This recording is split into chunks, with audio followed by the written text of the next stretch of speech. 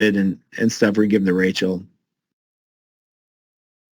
So you can't hear the volume on the video? No.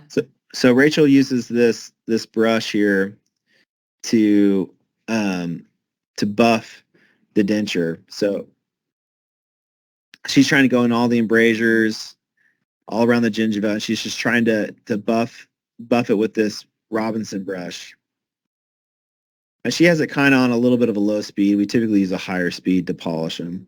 So there she cranked up the speed, and she's just going around and polishing it.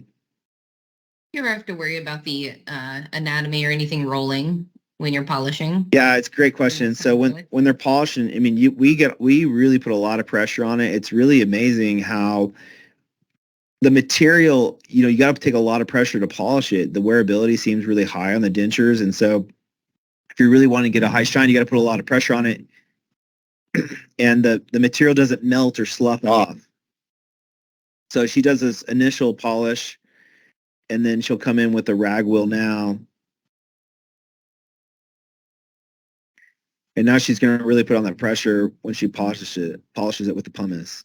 And this is like a synthetic pumice that we're using to pumice the denture. But I mean, it's like she runs through the same movements when she polishes it. But I mean, just you can put tons of pressure on it. It's not going to string up. The teeth aren't going to melt. It's really bizarre how it doesn't melt or string up or gum up on you when you're polishing it. You don't have to stay off the teeth and worry about the teeth melting. So we really, really like that it's really durable. So here she's going to go rinse it off, and then we'll do a final with some rouge or something. We're going to go out and we're going to do a final high shine on it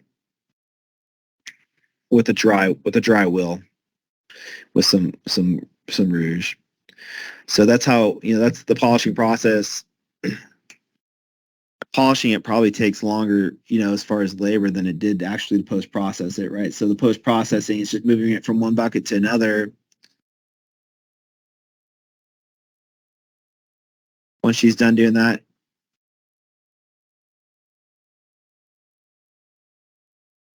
so that's it. There, she steamed it off and dried it, and that's the high shine that we get on it right there at the end of polishing it. So polishes up really nice. If you look at the teeth, there's no loss in anatomy. There's no,